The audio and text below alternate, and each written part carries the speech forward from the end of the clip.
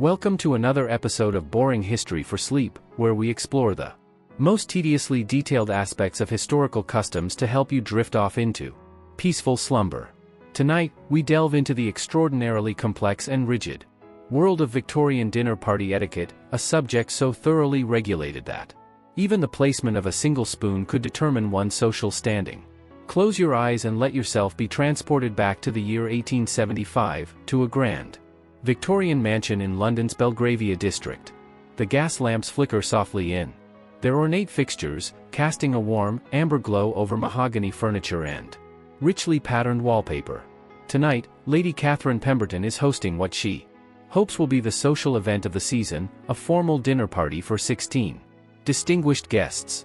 But before a single morsel of food touches a single lip, an intricate choreography of rules, customs, and social expectations must be followed with absolute precision. Let us begin with the invitation process itself, a ritual so complex it required weeks of careful planning and consideration. In Victorian society, the act of extending a dinner invitation was governed by an elaborate set of unwritten rules that dictated not only who could be invited, but when, how, and in what order invitations should be issued. The proper Victorian hostess would begin planning her guest list exactly 3 weeks before the intended dinner date. This timing was crucial, as it allowed sufficient notice for guests to arrange their schedules while demonstrating that the event was important enough to require advance planning. The guest list itself was a masterwork of social engineering, requiring careful consideration of rank, precedence, and compatibility. Each potential guest's social standing had to be evaluated according to a complex hierarchy that took into account title, wealth, family lineage, and recent social standing. A duke would naturally take precedence over an earl, but what if the earl's wife outranked the duke's wife? Such considerations could keep a hostess awake at night, poring over Debrett's peerage and Burke's landed gentry to ensure proper precedence. The invitations themselves were works of art, written on heavy cream-colored paper with the family's embossed crest. The wording followed a precise formula that had been refined over generations. Lady Catherine Pemberton requests the pleasure of Mr. and Mrs. Reginald Worthington's company at dinner on Thursday, the 15th of October, at 7:30. RSVP. Such simple words, yet each carried the weight of social expectation. The timing of when invitations were sent was equally crucial. They must arrive exactly 14 days before the dinner date, no sooner and no later. To send them earlier suggested desperation, while sending them later implied that the recipients were an afterthought. The invitations were hand-delivered by footmen in full livery, never sent through the regular post, as that would have been considered vulgar. Now, let us turn our attention to the preparation of the dining room itself, a process that began days before the guest's arrival. The Victorian dining room was not merely a place to consume food, it was a stage upon which the family's wealth, taste, and social position were displayed for all to see. The dining table, typically made of rich mahogany or walnut, had to be extended to its full length using all available leaves. The table's surface was first covered with a heavy padding, then a pristine white damask tablecloth that hung precisely 18 inches on all sides. The cloth itself had to be without a single wrinkle or crease, achieved through careful ironing and stretching by the household staff. The centerpiece was a masterwork of Victorian excess, often featuring an elaborate epergne made of silver or crystal, standing 2 to 3 feet high and decorated with seasonal flowers, fruits, and sometimes even small ornamental figurines. Around this central monument, smaller arrangements of flowers and fruits were placed at regular intervals, ensuring that no guest would be more than 3 feet from some form of decorative element. The place settings were marvels of precision and complexity. Each setting required exactly 24 inches of table space, measured to the quarter inch. The placement of each piece of cutlery, china, and crystal followed rules so specific that many households employed a butler whose primary responsibility was ensuring their correct arrangement. Beginning from the left of each place setting, the forks were arranged in order of use, from outside to inside. The largest fork, used for the roast course, was placed furthest from the plate. Next came the entree fork, slightly smaller, followed by the fish fork, recognizable by its distinctive 3 tines and mother-of-pearl handle. Finally, closest to the plate, was the small oyster fork, barely 3 inches long and made of delicate silver. To the right of the plate, the knives were arranged in reverse order, with the largest knife furthest from the plate and the smallest closest. The dinner knife, with its sharp steel blade and ornate handle, claimed the outermost position. The entree knife, fish knife with its characteristic blunt blade, and finally the butter knife completed the arrangement. Each knife had to be placed with its cutting edge facing toward the plate, a rule that symbolized peaceful intentions toward one's dinner companions. Behind the knives, the spoons were arranged in similar fashion. The soup spoon, largest of all, occupied the position of honor, followed by the dessert spoon, and finally the small coffee spoon. In grand households, there might also be specialized spoons for consuming ices, jellies, and other delicate preparations. The china itself told a story of refinement and expense. The dinner plate, typically 10 to 11 inches in diameter, was made of the finest bone china, often hand-painted with the family's coat of arms or elaborate floral designs. Above the forks sat the bread plate, exactly 6 inches in diameter and positioned precisely 2 inches from the edge of the table. The soup bowl, with its wide rim and shallow depth, would be brought out separately when the first course was served. Crystal glassware formed a constellation of sparkle above each place setting. The water goblet, standing tallest at nearly 6 inches, was positioned directly above the dinner knife. To its right stood the champagne flute, its slender form designed to preserve the wine's effervescence. The sherry glass, smaller and more delicate, claimed the position closest to the guest, while the wine glasses, there might be 3 or 4 different ones for various wines served throughout the meal, formed a gentle arc behind the others. The napkin, made of finest Irish linen and measuring exactly 24 inches square, was folded into an elaborate shape that might take a skilled servant 15 minutes to complete. Popular folds included the bishop's mitre, the water lily, or the crown fold, each requiring different techniques and varying levels of starch to maintain their shape throughout the evening. As we continue our journey through this labyrinth of Victorian dinner etiquette, let us now examine the arrival process, a ceremony so precisely choreographed that a single misstep could result in social catastrophe. Guests were expected to arrive within a 15-minute window surrounding the appointed time. To arrive earlier than 10 minutes before the stated hour suggested eagerness that bordered on vulgarity, while arriving more than 5 minutes late indicated a casual disregard for one's host that could damage relationships permanently. Upon arrival, guests would be received in the drawing room, never directly in the dining room itself. The drawing room served as a sort of social decompression chamber where guests could adjust their clothing, exchange preliminary pleasantries, and mentally prepare for the elaborate ritual that lay ahead. Men would be announced first upon their arrival, followed by their wives. A properly trained butler would memorize not only the names and titles of all expected guests but also their correct order of precedence, ensuring that announcements followed the rigid hierarchy of Victorian society. His Grace the Duke of Marlborough and Her Grace the Duchess of Marlborough would naturally precede the Honourable Mr. and Mrs. Fitzwilliam in the evening's social order. The process of announcing guests required considerable skill and training. The butler would position himself precisely 6 feet from the drawing room entrance, speaking in a clear, carrying voice that could be heard throughout the room, without appearing to shout. Each name had to be pronounced with perfect clarity and proper emphasis, as mispronouncing a guest's name or title was considered a grievous insult. During the reception period in the drawing room, guests engaged in what was termed polite conversation, a highly stylized form of discourse that followed its own complex set of rules. Topics considered appropriate included the weather, recent cultural events, non-controversial aspects of fashion, and general observations about the season. Politics, religion, money, and personal health were strictly forbidden subjects, as was any mention of the meal they were about to consume. The hostess moved through the room with practiced grace, ensuring that no guest stood alone for more than 2 minutes and that conversations flowed smoothly, without becoming too intense or personal. This required considerable social skill, as she had to monitor multiple conversations simultaneously while appearing relaxed and natural. Meanwhile, in the dining room, final preparations continued under the watchful eye of the head butler. Each wine glass was polished to crystal clarity and positioned with mathematical precision. The silver was buffed to a mirror shine, and the floral arrangements were given final adjustments to ensure perfect symmetry.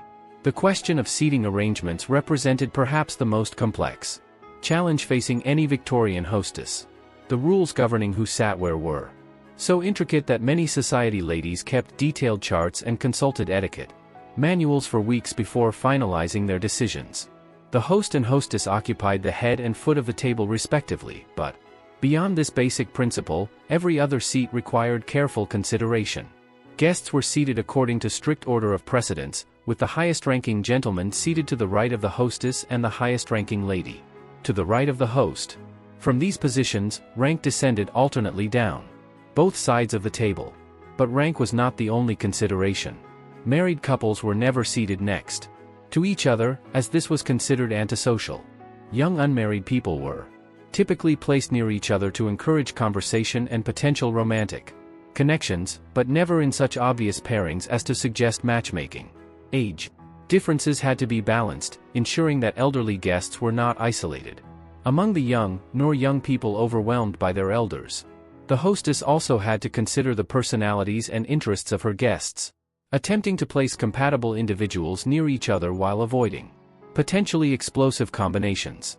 A supporter of Irish Home Rule should not be seated next to a staunch unionist, nor should a temperance advocate find herself next to a gentleman known for his fondness for wine. Professional considerations added another layer of complexity. Military men were often grouped together, as were clergymen, but never in such numbers as to create exclusive cliques. Artistic types required careful handling, as they were considered somewhat bohemian and might not mix well with more conservative guests. The actual moment of moving from drawing room to dining room required its own elaborate protocol. The butler would approach the hostess and announce, in a voice audible to all, "Dinner is served, my lady." This phrase, spoken at precisely 8 o'clock, initiated a carefully orchestrated procession that would make a military parade seem casual by comparison. The host would offer his arm to the highest-ranking lady present, while the hostess would be escorted by the highest-ranking gentleman. The remaining guests would pair off according to precedence, with each gentleman offering his right arm to the appropriate lady. This pairing process had to be completed smoothly and without hesitation, as any confusion or delay would create an awkward social moment. The procession moved slowly and deliberately toward the dining room, maintaining a dignified pace that allowed guests to admire the house's decor while building anticipation for the meal ahead. The order of the procession was as strictly regulated as everything else, with the host and his partner leading, followed by other couples in descending order of rank. Upon entering the dining room, guests found their places marked by small place cards written in the hostess's finest hand. These cards, typically measuring 2 inches by 3 inches, were positioned precisely 2 inches above each place setting and featured the guest's name written in elegant copperplate script. The process of seating required its own choreography. Gentlemen would hold chairs for the ladies to their right before seating themselves. No one could sit until all ladies were seated, and all ladies remained standing until the hostess took her place. This meant that sometimes guests would stand behind their chairs for several minutes while the final participants found their positions. Once seated, guests would unfold their napkins and place them across their laps. But this simple action was governed by its own set of rules. The napkin was to be unfolded only halfway, creating a rectangle rather than a full square. It was never to be tucked into one's collar or waistcoat, as this was considered distinctly lower-class behavior. Now we arrive at the actual service of the meal, a process so complex it resembled a ballet performed by the household staff. Victorian formal dinners typically consisted of multiple courses, each served according to specific protocols that had been refined over generations. The service style most favored by fashionable society was service à la Russe, imported from France and considered the height of elegance. In this style, each course was served individually by footmen, as opposed to the older English style, where all dishes for a course were placed on the table simultaneously. The first course, typically soup, required considerable preparation and timing. The soup bowls were warmed in the kitchen and brought to the dining room on silver trays carried by footmen in full livery.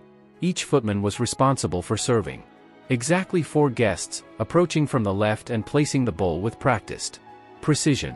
The soup itself was usually a clear consommé or a refined cream soup, served at precisely the right temperature and consistency. Common varieties included turtle soup, made from actual turtle meat and considered a great delicacy, or a delicate mushroom soup flavored with sherry. The soup was ladled from elegant silver tureens, and each portion was exactly 6 ounces, no more and no less. Eating the soup required its own set of rules. The spoon was held in the right hand, never in the left, and the soup was sipped from the side of the spoon, never from the tip. The bowl was never lifted or tilted, and the last few spoonfuls were simply left unfinished rather than risk appearing greedy or ungraceful. Conversation during the soup course was deliberately light and general, allowing guests to settle into the rhythm of the meal while the staff prepared for subsequent courses. Topics might include recent exhibitions at the Royal Academy, the quality of the opera season, or gentle observations about mutual acquaintances. As the soup bowls were cleared, again from the left by silent footmen, the fish course preparations began in earnest. Fish represented one of the most challenging courses for both kitchen and service staff, as it required perfect timing and temperature control. The fish course typically featured a whole salmon, turbot, or sole, prepared with elaborate sauces and garnishes. The fish was presented on massive silver platters, decorated with cucumber slices, lemon wedges, and sprigs of parsley, arranged in geometric patterns. Hollandaise sauce, served in warmed silver sauce. Boats accompanied most fish preparations. The service of fish required specialized utensils that many modern diners would find puzzling. Fish knives, with their distinctive flat, spatula-like blades, were used to separate the delicate flesh without crushing it. Fish forks, featuring 3 tines rather than 4, helped lift portions cleanly. These utensils were made of silver or silver plate, never steel, as steel was believed to impart a metallic taste to the fish. Each guest received a perfectly portioned piece of fish, typically weighing 4 to 6 ounces, served with a precise amount of sauce. The footmen moved with practiced efficiency, ensuring that all guests were served simultaneously so that no one sat with cooling food while others waited. The consumption of fish followed its own elaborate etiquette. The fish was eaten in small, careful bites, with the bones removed discreetly using the fish knife and fork. Any bones that accidentally entered the mouth were removed with the fingers, hidden behind a napkin, and placed on the side of the plate. Under no circumstances was a fish bone to be spat out openly. Wine service during the fish course typically featured a crisp white wine, perhaps a Chablis or a German Riesling. The wine was served by the butler himself, who moved around the table with practiced grace, filling glasses to exactly 2/3 full. The wine had been decanted earlier and allowed to reach the perfect temperature, cool but not cold. Following the fish course came what many considered the centerpiece of the Victorian dinner, the meat course. This was typically a massive roast beef, lamb, or game bird, prepared with elaborate accompaniments and presented with considerable ceremony. The joint was carved at a sideboard by the host himself, demonstrating his skill with carving knife and fork. This carving ceremony was considered a crucial test of a gentleman's abilities, and many spent considerable time practicing their technique to avoid embarrassment at formal dinners. A properly roasted joint of beef, weighing perhaps 15 to 20 pounds, required expert carving to ensure that each guest received an appropriate portion. The host would slice the meat against the grain, creating portions of uniform thickness and size. The process required considerable skill, as the meat had to be carved thin enough to be elegant but thick enough to be substantial. Accompanying the roast were elaborate side dishes arranged in precise patterns around the table. Roasted vegetables, each prepared according to specific recipes, were arranged in silver serving dishes.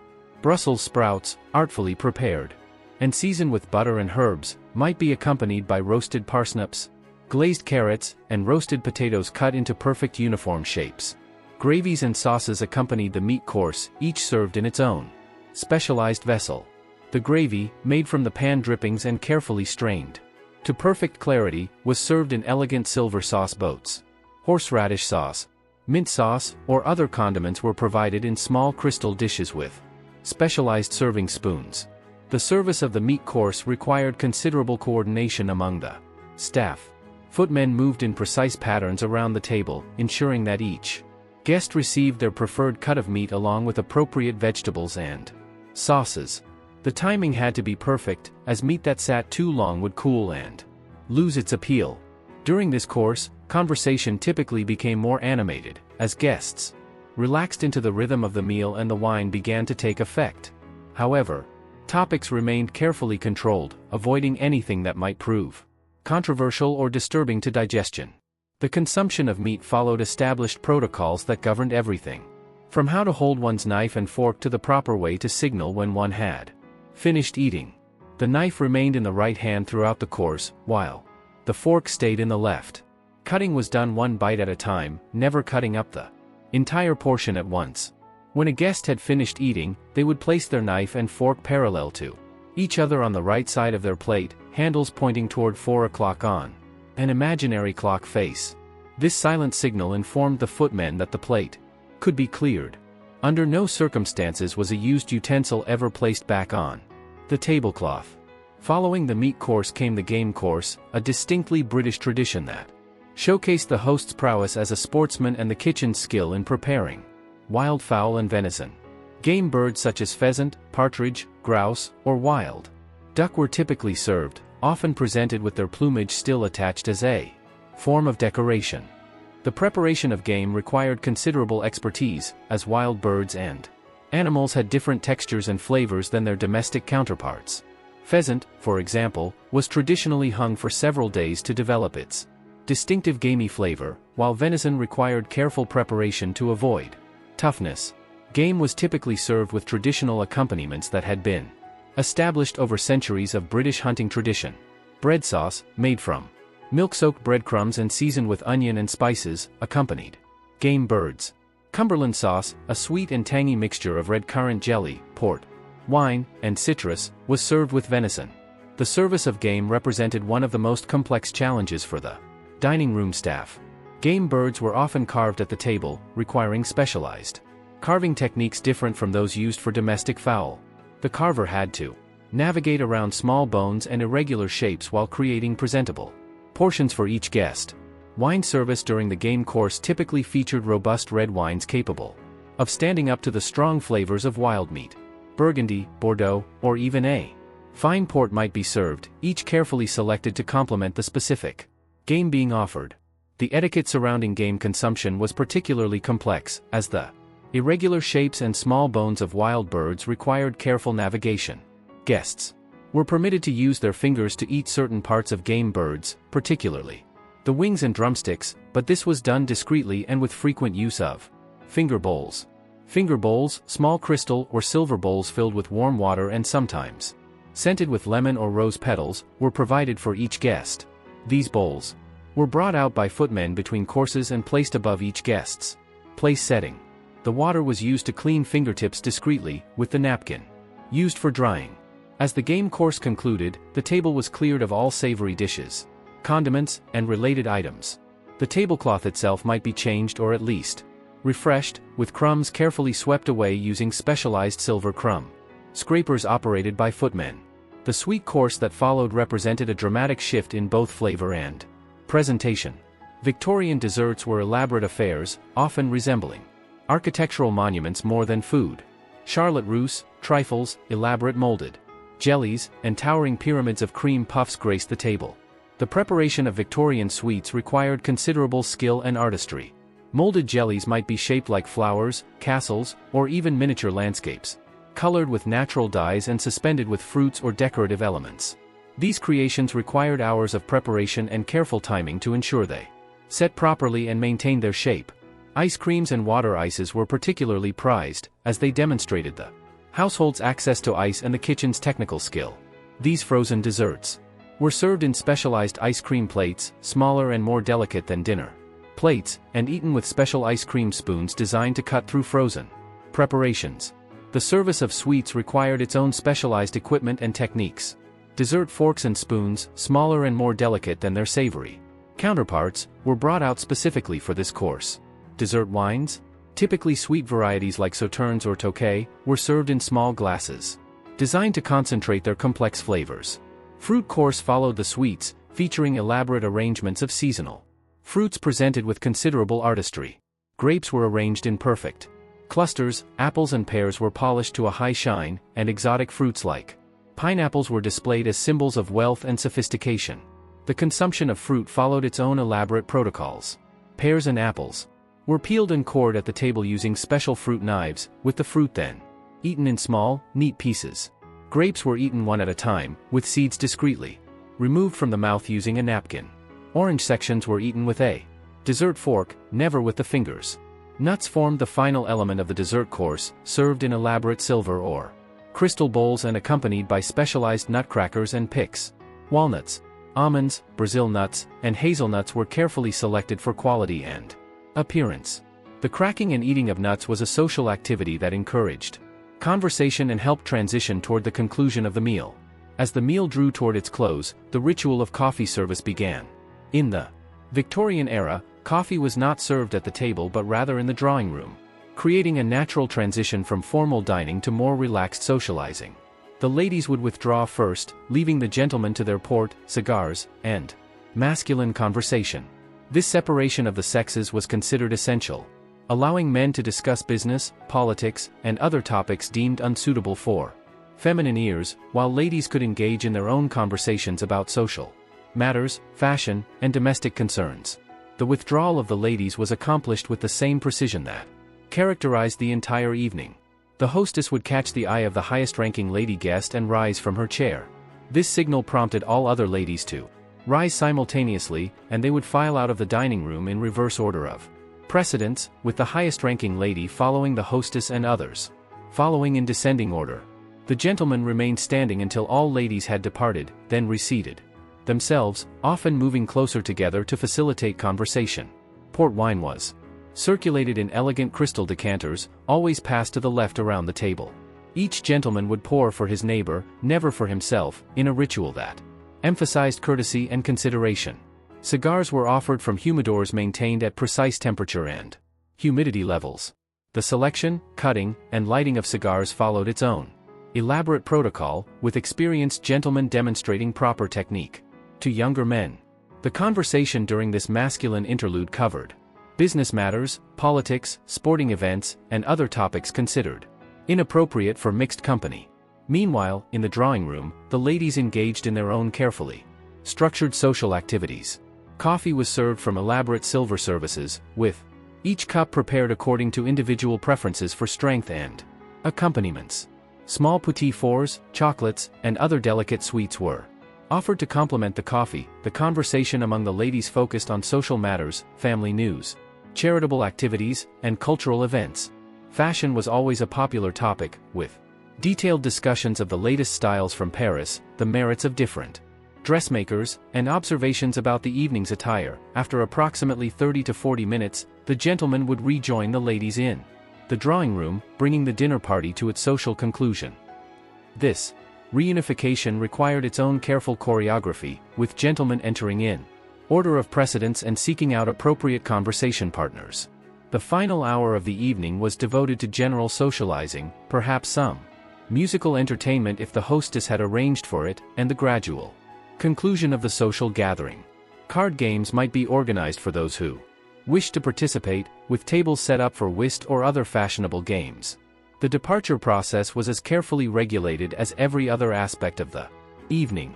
Guests could not leave until the highest-ranking attendees had initiated their departure, and they could not stay so late as to inconvenience their hosts. The proper time for departure was between 10:30 and 11 o'clock, allowing sufficient time for social interaction without extending into the small hours. As guests prepared to leave, they would formally thank their hosts for the evening's hospitality, using prescribed phrases that acknowledged the effort and expense involved in mounting such an elaborate entertainment. These expressions of gratitude were not casual remarks but rather formal recognitions of social obligation. The hostess would see her guests to the drawing room door, while the host might accompany particularly important guests to their carriages. Servants would have prepared cloaks, wraps, and other outer garments, returning them to guests in the reverse order of their arrival. Carriages would be summoned in order of precedence, with the highest-ranking guests departing first. This process could take considerable time, particularly during London's social season when multiple entertainments might be occurring simultaneously and carriages were in high demand. The following day brought its own obligations and rituals. Guests were expected to leave calling cards or send brief notes of thanks for the previous evening's hospitality. These thank you notes followed prescribed formats and had to be delivered within 24 hours of the dinner party. The hostess, meanwhile, would review the evening's success or failures with her staff, noting any service problems that needed correction and planning improvements for future entertainments. The cost of such an elaborate dinner party was substantial, often representing several months' wages for a working-class family, making the social return on investment a crucial consideration. The preparation and cleanup after such an event required days of work by the household staff. Silver had to be cleaned and polished, crystal washed and stored, linens laundered and pressed, and the dining room restored to its normal appearance. The kitchen staff faced perhaps the greatest challenge, as they had to clean elaborate cooking equipment and dispose of substantial quantities of food waste.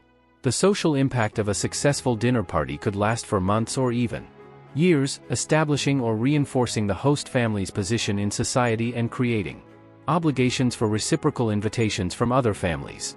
Conversely, a poorly executed dinner party could damage social standing and result in social ostracism. The elaborate nature of Victorian dinner party etiquette served multiple social functions beyond mere sustenance. These gatherings reinforced class distinctions, demonstrated wealth and taste, provided opportunities for business and social networking, and maintained the complex web of obligations and relationships that held Victorian society together.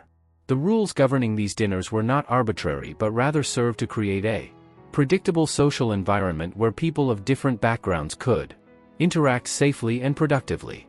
By following established protocols, guests knew what to expect and how to behave, reducing the possibility of social embarrassment or conflict. For young people, particularly those being introduced to society, formal dinner parties served as important educational experiences.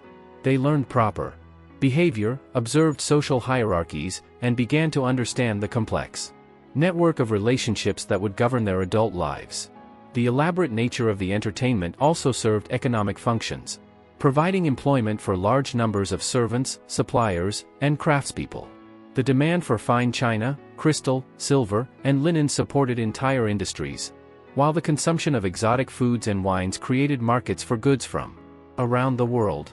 As we conclude our detailed examination of Victorian dinner party etiquette, we can appreciate the extraordinary complexity of what might seem like a simple social gathering.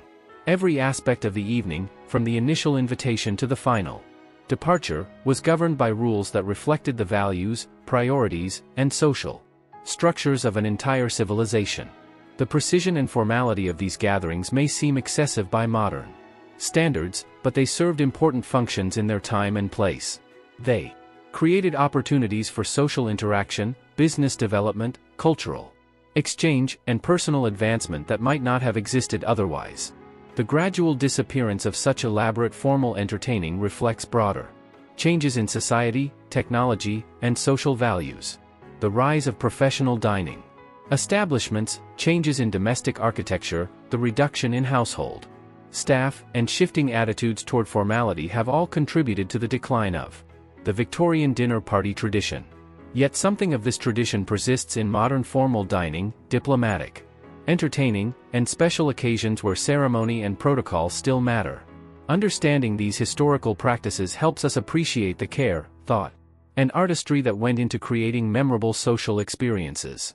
The Victorian dinner party, with all its complexity and formality, represented humanity's attempt to create beauty, order, and meaning out of the simple act of sharing food. In transforming a basic biological necessity into an elaborate social ritual, the Victorians demonstrated both their creativity and their deep understanding of the importance of community, hospitality, and shared experience. As the gaslights dim and the last carriage wheels fade into the night, we can imagine Lady Catherine Pemberton finally able to relax, knowing that her dinner party has been a success. The elaborate choreography of the evening has been executed flawlessly, social obligations have been met, and relationships have been strengthened or newly formed. The empty dining room, with its carefully arranged remnants of the evening's grandeur, stands as a testament to the extraordinary effort required to maintain the social fabric of Victorian society. Tomorrow, the process will begin again as other hostesses plan their own elaborate entertainments, each striving to meet or exceed the exacting standards that govern their world. But our journey through Victorian dinner party etiquette has only just begun to scratch the surface of this endlessly complex social ritual. Let us delve deeper into the minutiae that governed every aspect of these elaborate entertainments, exploring the countless details that made each dinner party a masterwork of social engineering. The training of servants for formal dinner service required months of careful instruction and practice. Each footman had to master dozens of specific movements, from the precise angle at which to hold a serving tray to the exact distance to maintain from each guest. The head butler would conduct regular rehearsals, timing each movement with a pocket watch to ensure perfect synchronization. Consider the complexity of simply lighting the dining room for such an occasion. Gas fixtures required careful adjustment to provide adequate illumination without creating harsh shadows or excessive heat. Each mantel had to be inspected for cracks or discoloration, and the gas flow regulated to ensure steady, even light. Candles, used to supplement the gas lighting, were measured to ensure uniform height and replaced at regular intervals to maintain consistent illumination. Throughout the evening, the preparation of table linens alone could occupy servants for an entire day. The damask tablecloth, often measuring 20 feet in length for a fully extended table, required special handling due to its weight and delicate weave. It was first laid out on a separate table and carefully inspected for any stains, tears, or imperfections. The process of transferring it to the dining table required at least 4 servants working in perfect coordination to avoid wrinkles or misalignment. Each fold in the tablecloth had to be pressed out using heated irons, a process that required considerable skill to avoid scorching the delicate fabric. The servants would work methodically across the entire surface, ensuring that not a single crease remained. The overhang was then measured with rulers to guarantee the prescribed 18 inches on all sides, with adjustments made as necessary to achieve perfect symmetry. Table runners, though not always used, added another layer of complexity when employed. These long strips of fabric, typically made of silk or fine cotton, were placed down the center of the table and had to be positioned with mathematical precision. The distance from each edge of the table had to be exactly equal, and the runners had to be perfectly parallel to the table sides. The polishing of silverware represented one of the most time-consuming aspects of preparation. Each piece of cutlery was individually cleaned using specialized silver polish, applied with soft chamois cloths in circular motions to avoid scratching. The tines of forks received particular attention, with each space carefully cleaned using thin strips of cloth. Knife blades were polished to mirror brightness, while handles were buffed until they gleamed. Serving pieces required even more careful attention. Large silver trays, some weighing 20 pounds or more, had to be polished inside and out, with particular attention paid to removing any tarnish from decorative engravings or embossed designs. Silver sauce boats, with their intricate curves and spouts, required specialized cleaning techniques to reach every surface. The arrangement of flowers for the centerpiece and subsidiary arrangements involved consultations with professional florists who specialized in formal dinner decorations. The selection of flowers was governed by seasonal availability, symbolic meaning, and color coordination with the table setting. White flowers were generally preferred for their elegance and neutrality, though pale pink roses or yellow chrysanthemums might be acceptable depending on the season. Each floral arrangement was constructed according to precise principles of balance and proportion. The main centerpiece typically stood between 18 and 24 inches high, tall enough to be impressive but not so tall as to obstruct conversation across the table. The arrangement was built on a foundation of greenery, usually ferns or trailing ivy, which provided a backdrop for the featured flowers. The subsidiary arrangements, placed at regular intervals along the table, were smaller versions of the central piece, typically measuring 8 to 10 inches in height.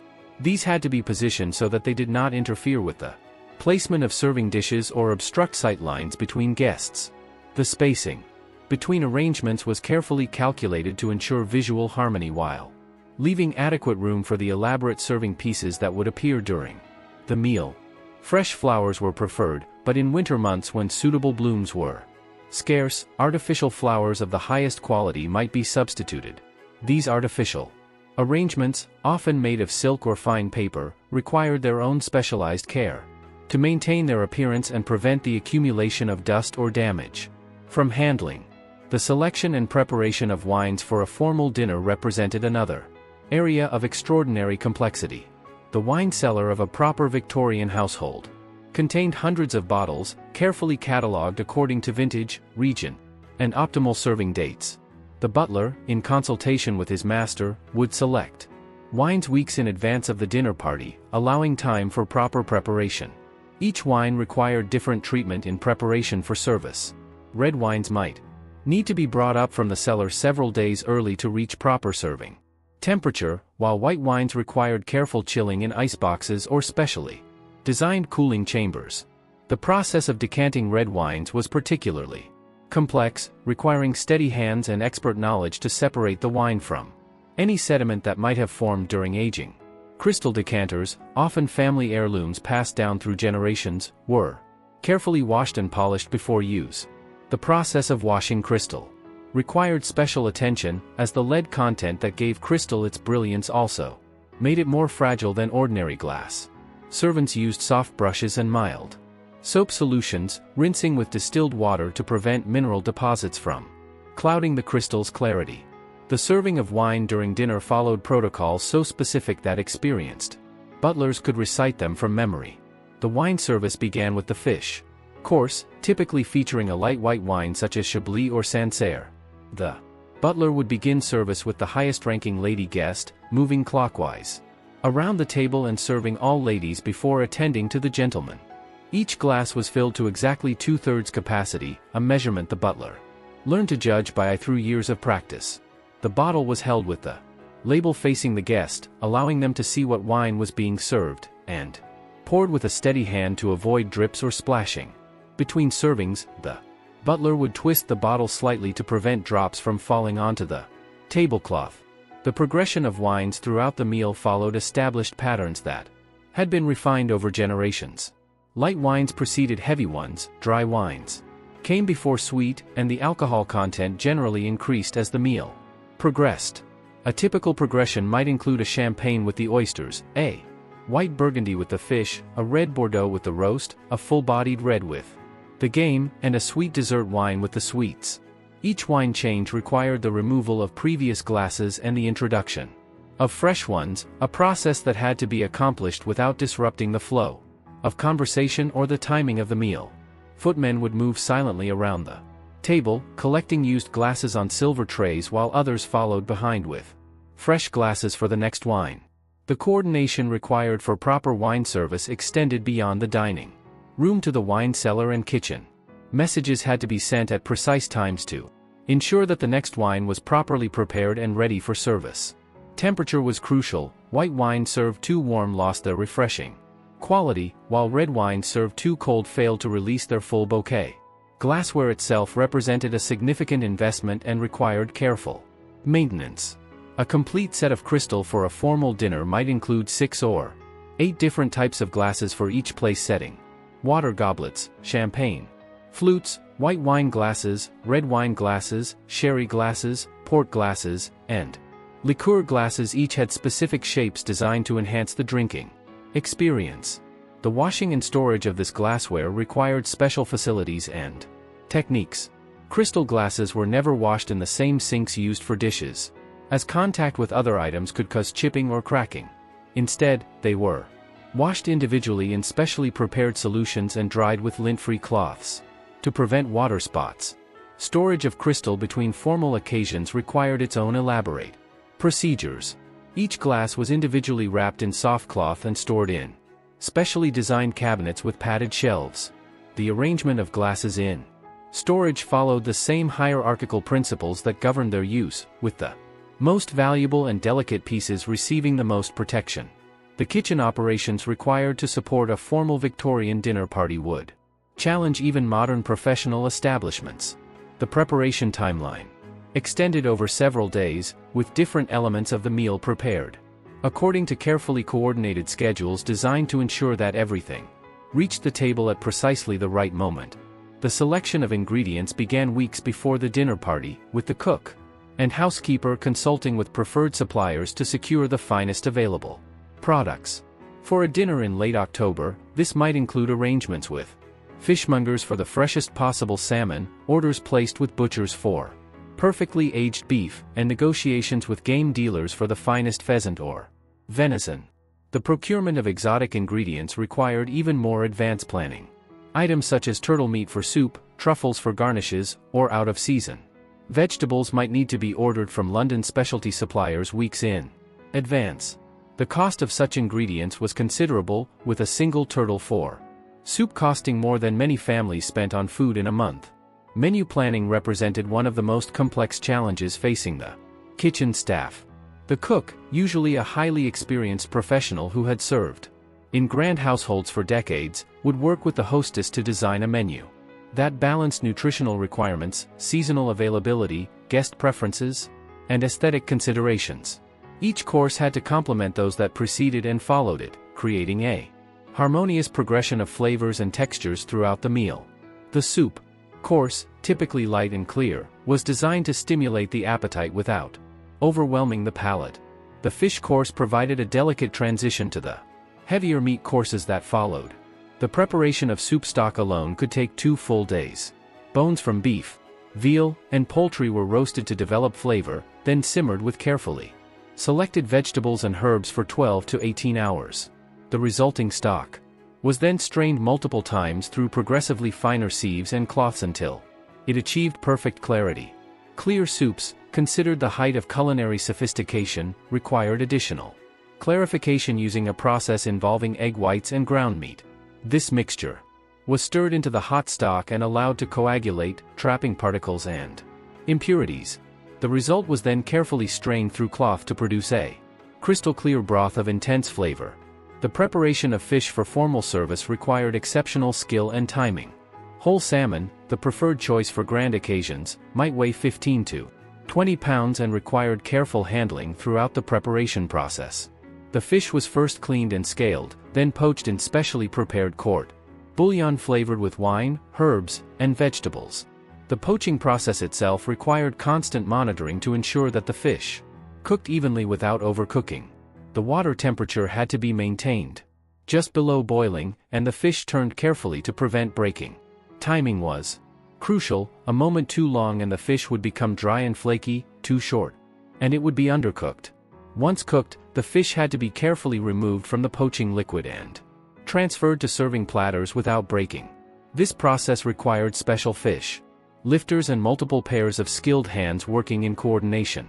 The fish was then decorated with carefully cut cucumber slices, lemon wedges, and herb garnishes arranged in geometric patterns. The preparation of sauces to accompany each course represented another area of exceptional complexity. Hollandaise sauce, the traditional accompaniment to fish, required perfect timing and technique to prevent the delicate emulsion from breaking. The sauce was prepared in small batches throughout the evening to ensure optimal temperature and consistency. Other sauces required their own specialized preparation techniques. Brown gravies were built on foundations of carefully prepared roux, cooked to precise degrees of browning to achieve the desired color and flavor. White sauces required constant stirring and careful temperature control to prevent lumps or scorching.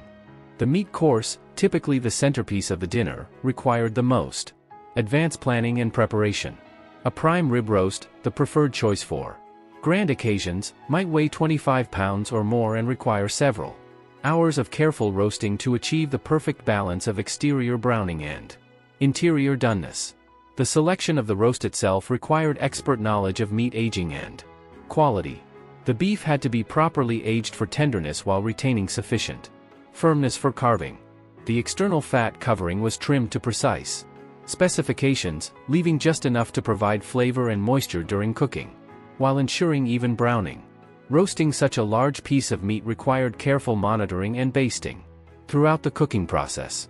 The roast was turned at regular intervals to ensure even cooking, and the oven temperature adjusted as needed to prevent Excessive browning.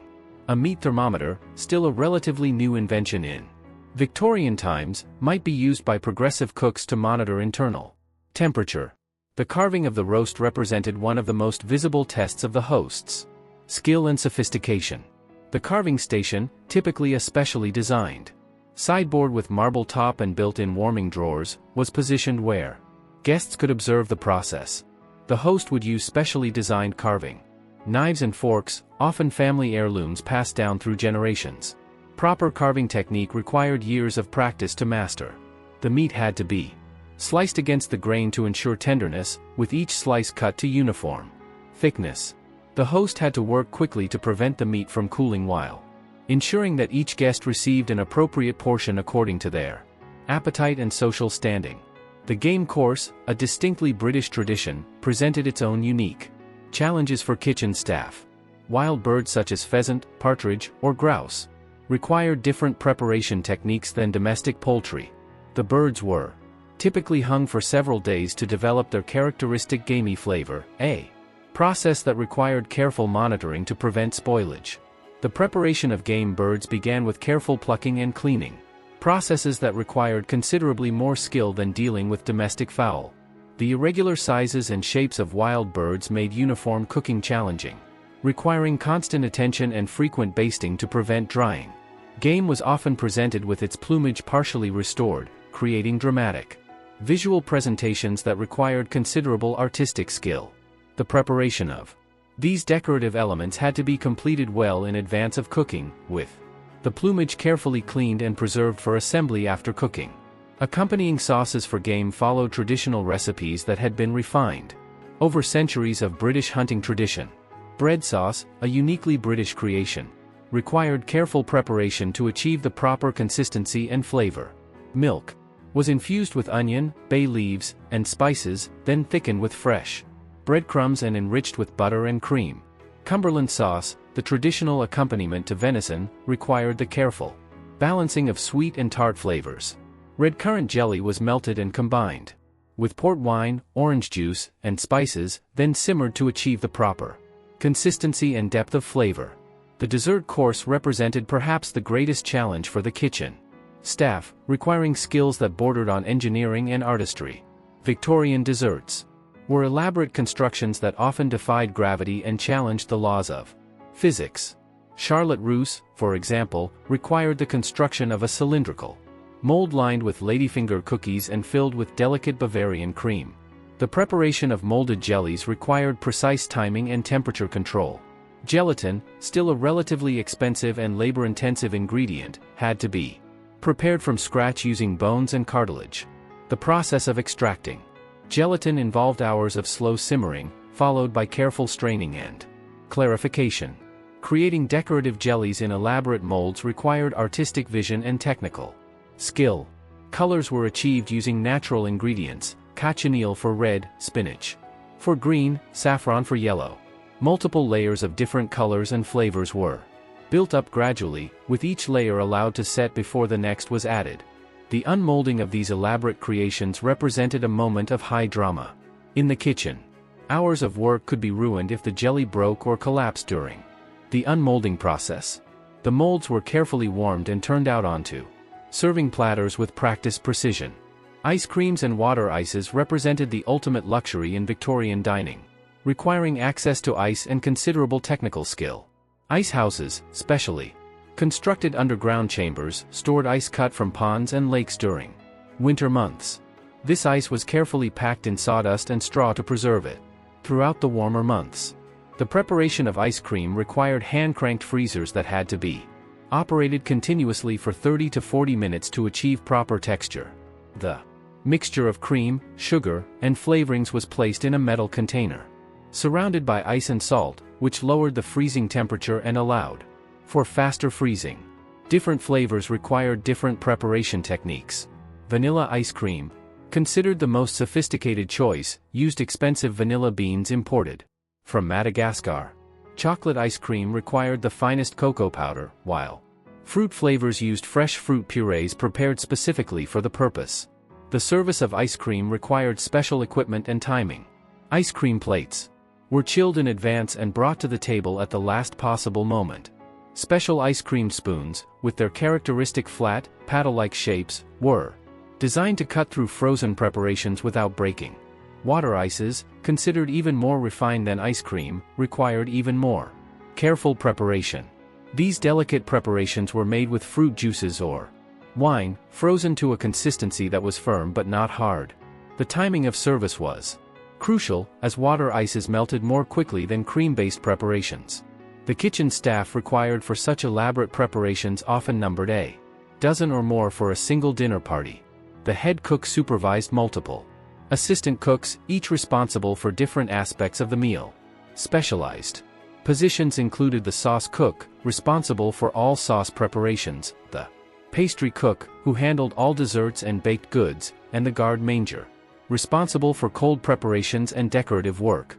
The coordination of this kitchen brigade required military-like precision and communication. Each cook had to complete their assigned tasks according to carefully planned timelines that ensured all elements of each course reached completion simultaneously.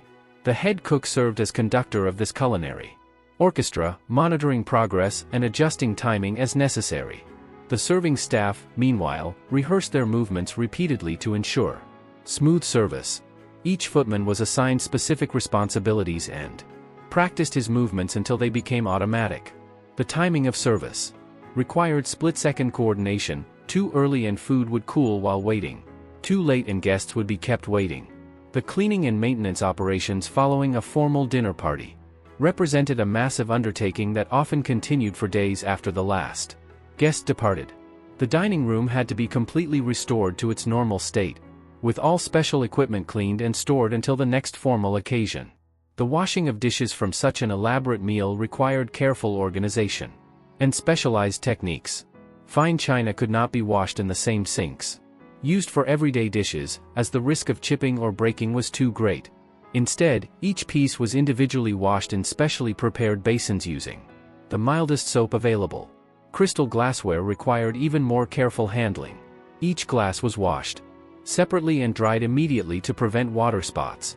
The more delicate pieces might be cleaned using soft brushes and distilled water to prevent mineral deposits from clouding the crystal. Silver serving pieces required immediate cleaning to prevent tarnishing.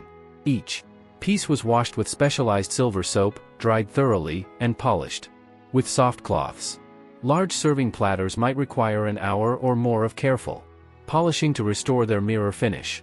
The tablecloth and napkins required professional attention to remove stains and restore their pristine condition. Wine stains, grease spots, and other marks had to be treated with appropriate cleaning agents before laundering. The delicate fabrics could not withstand harsh cleaning methods, requiring gentle hand washing and careful pressing. Leftover food from such elaborate meals presented its own challenges. The quantities of food prepared typically exceeded what could be consumed, even by a large party of guests. Some leftovers could be repurposed for servants' meals or distributed to local poor families, while others had to be disposed of according to proper sanitary practices. The cost accounting for such entertainments was a complex undertaking that many households tracked meticulously. The expenses included not only the cost of food and wine but also additional wages for temporary staff, replacement of broken items, wear and tear on equipment, and the cost of extra fuel for heating and lighting. Food costs alone might represent several months' wages for a working-class family. Prime beef, fresh fish, exotic ingredients, and imported wines commanded premium prices. The total cost of entertaining 16 guests for a single evening might exceed what many families spent on household expenses for an entire year. The social accounting was equally complex, as each dinner party created a web of social obligations that extended far into the future. Guests who attended were expected to issue reciprocal invitations within a reasonable period, creating a cycle of entertaining that could consume significant portions of a family's social and financial resources. The reputation effects of a successful dinner party could last for years, establishing the host family's position in society and opening doors to business and social opportunities. Conversely, a poorly executed dinner party could damage social standing and result in social ostracism that might take years to overcome.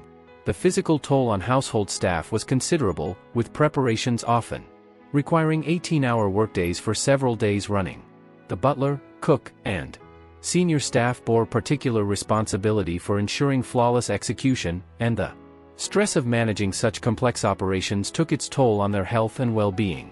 Training replacement staff represented an ongoing challenge, as the skills required for formal service took months or years to develop. Experienced servants commanded high wages and often remained with families for decades, building institutional knowledge that was difficult to replace. The seasonal rhythm of formal entertaining followed the patterns of London's social season, with the busiest period extending from late autumn through early spring. During the height of the season, grand households might host formal dinners several times per month, requiring continuous preparation and recovery cycles. Summer months brought their own challenges, as many ingredients were more difficult to preserve in warm weather. Ice was particularly precious during summer, and menus had to be adjusted to account for seasonal availability and storage limitations. The evolution of formal dining etiquette continued throughout the Victorian period, with new innovations and refinements being introduced regularly.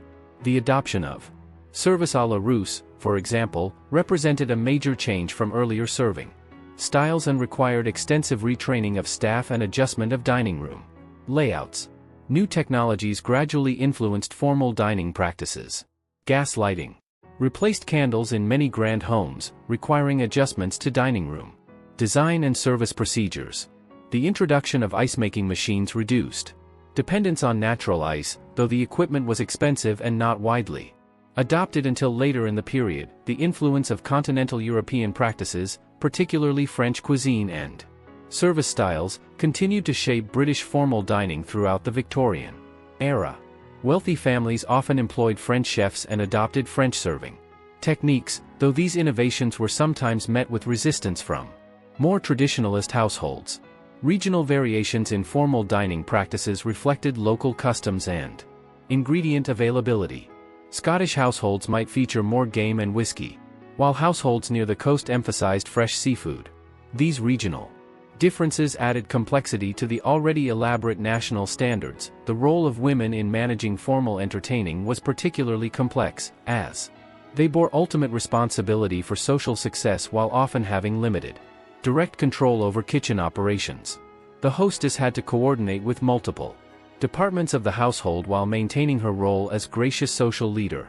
The education of young ladies in the management of formal entertaining began early, with daughters of grand families observing and gradually participating in the planning and execution of dinner parties. This practical education was considered essential preparation for their future roles as society hostesses. The international dimension of formal entertaining became increasingly important. As the British Empire expanded and international trade created new social and business relationships, households might need to accommodate guests from different cultural backgrounds while maintaining their own standards and traditions. The documentation of formal dining practices through etiquette manuals, household management books, and personal correspondence provides detailed insights into the complexity and importance of these social rituals. These sources reveal the enormous attention to detail that characterized Victorian entertaining, and the social significance attached to proper execution. The legacy of Victorian formal dining continues to influence modern entertaining and hospitality practices. Many of the principles of service, presentation, and guest management developed during this period remain relevant in contemporary fine dining establishments and formal social events. The gradual simplification of formal dining practices over the subsequent century reflects broader social changes, including the reduction in domestic staff, changes in social hierarchies, and evolving attitudes toward formality and ceremony. However, the underlying principles of hospitality, attention to detail, and respect for guests remain constant.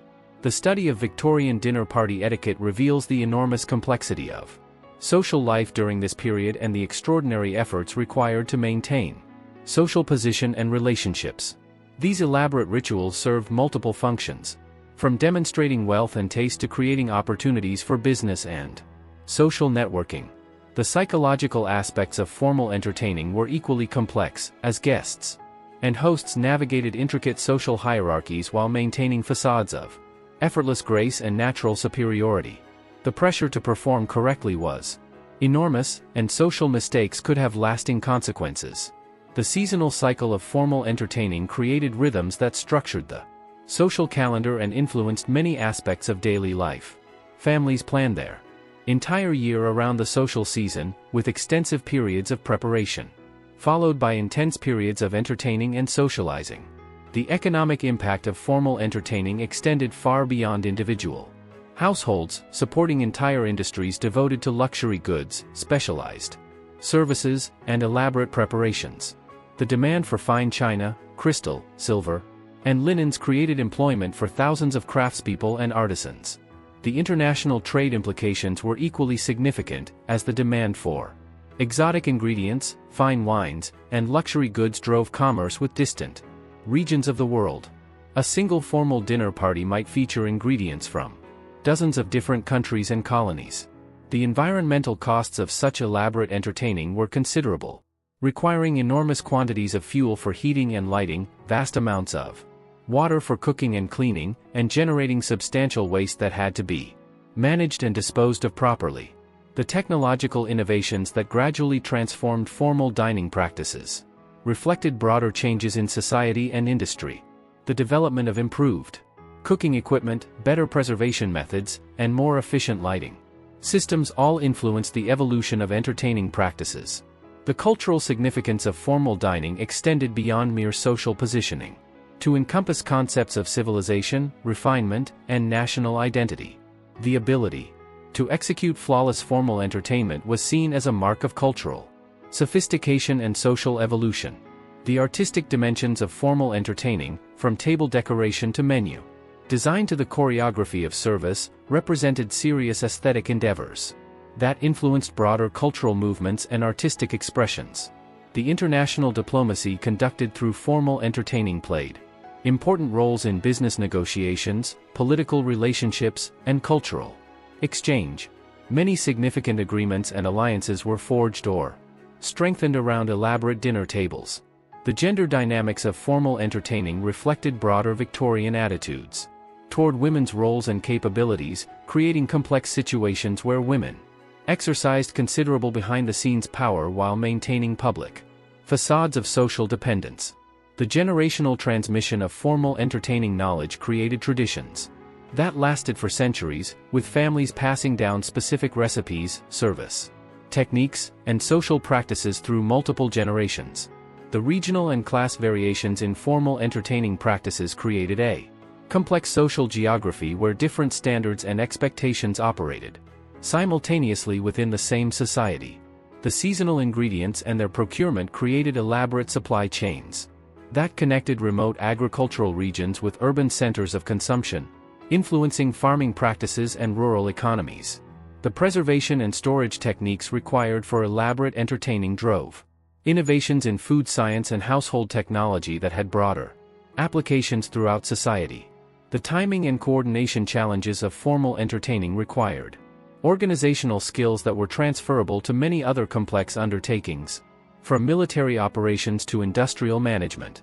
The aesthetic principles developed for table decoration and presentation influenced broader design movements and contributed to the development of professional interior design and event planning services. The social networking aspects of formal entertaining created business and political relationships that shaped commerce, government, and international relations throughout the Victorian period and beyond.